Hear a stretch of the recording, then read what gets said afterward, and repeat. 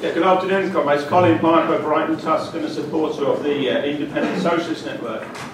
One of Dave's favourite comments is that we should concentrate on the 80–90% that we all agree on, not concentrate too much on the 10% that we don't. And clearly, debate like this rightly highlights those small areas where we do disagree. But I wonder if I could just spend a little bit of time just reiterating points that I hope and think, on the basis of what I've heard so far, every single person in the hall agrees with.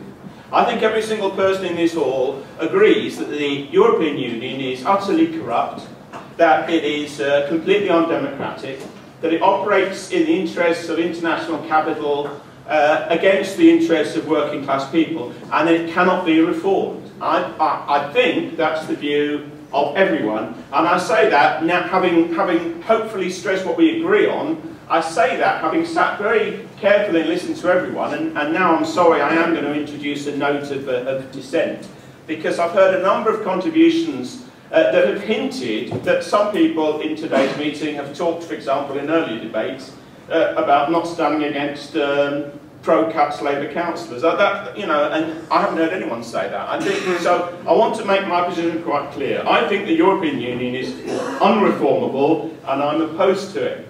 Does that necessarily therefore lead me to vote in a referendum to leave? Well, I used to be a member of the Socialist Party when it was called Militant, and I can remember that for years we didn't support the call to withdraw from NATO. That was not because we were in favour of NATO. It was because the call to withdraw had all sorts of issues related to it that led us to a view at the time that it wasn't a sensible thing to call for. I think the United Nations is an utterly corrupt and unreformable organisation, but I'm not calling for us to withdraw from the United Nations. So I hope that nobody goes from today's meeting with the illusion that Ed or anyone else, thank you Chair, or Ed or anyone else is actually a supporter or defender of the European Union. What we're seeking to do is find a way through a particular issue in a particular country, in a particular place, which is what should socialists do next year in the referendum.